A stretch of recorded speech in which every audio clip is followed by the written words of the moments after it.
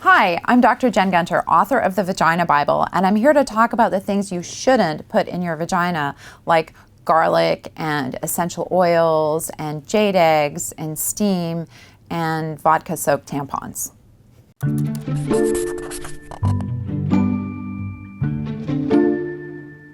Let's talk about the vaginal ecosystem because it's really important, because anything that you put inside your vagina could have an impact on that.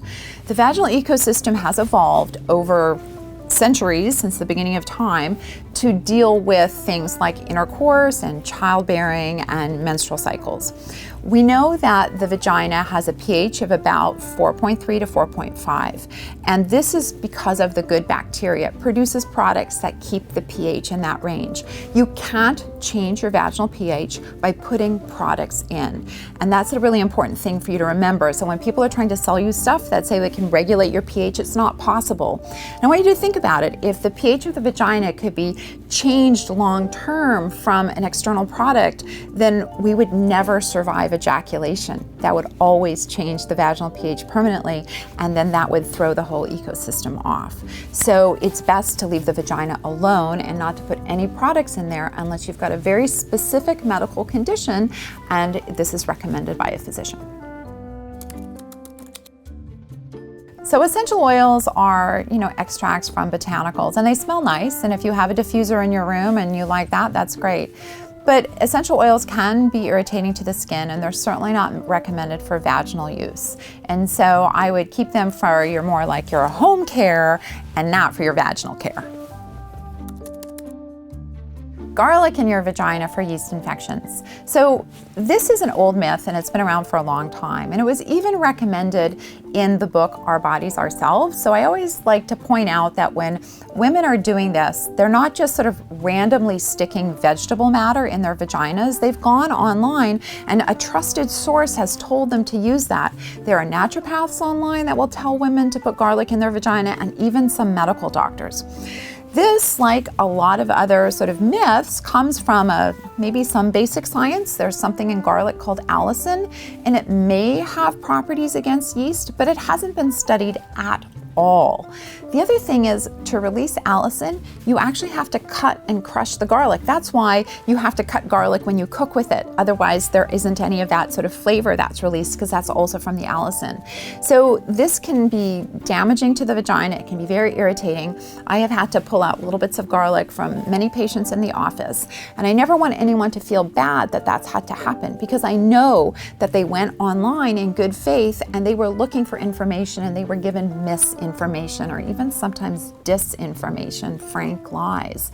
So garlic can't help yeast infections. It's been unstudied, and certainly, it could have soil bacteria in it, and we have no idea what it could do to your good bacteria. And I don't know about you, but if you've ever got garlic in a cut, that actually really hurts. Now imagine your whole inflamed vagina with a yeast infection and putting crushed garlic in there. There's an urban myth about using vodka-soaked tampons to get drunk. So first of all, this has never really been documented, so it's really an urban myth. But secondly, alcohol burns like hell in the vagina. That's why when we're cleaning the vagina before doing surgery, we're very careful about using non-alcohol based products, or if we use an alcohol-based product, actually about washing it out really quite quickly. So there's that. There's also the idea that a tampon can't really hold that much. As a tampon might hold 10 or 15 cc's of fluid, that's less than a shot. So that's not exactly a lot of alcohol.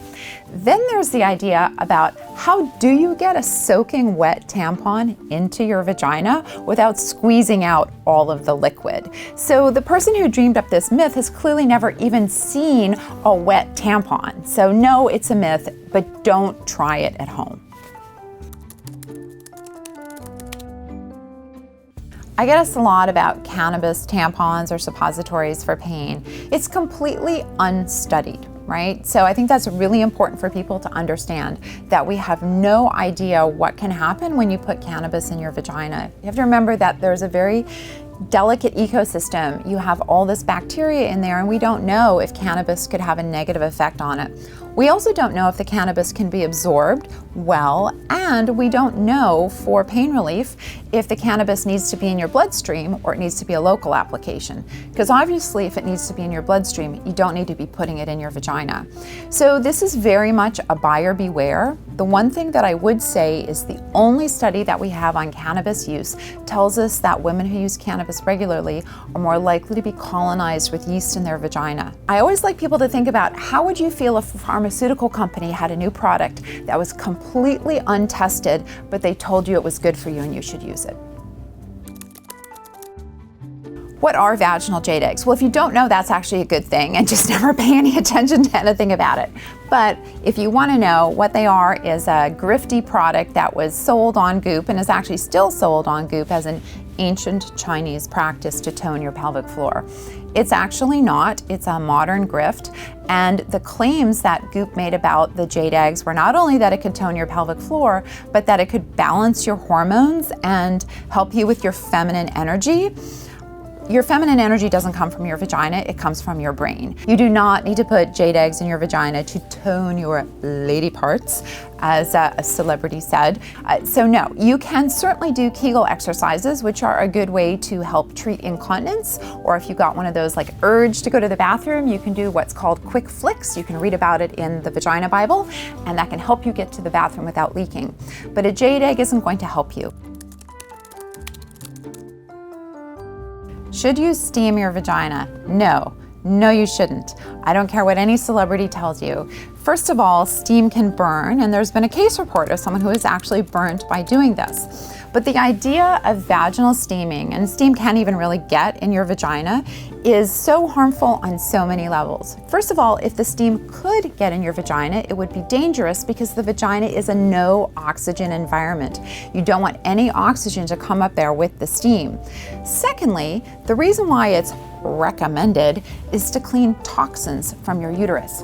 I want you all to remember that the oldest myth of the patriarchy is that the uterus is dirty and filled with toxins. This has been used to weaponize women's bodies against them since the beginning of time.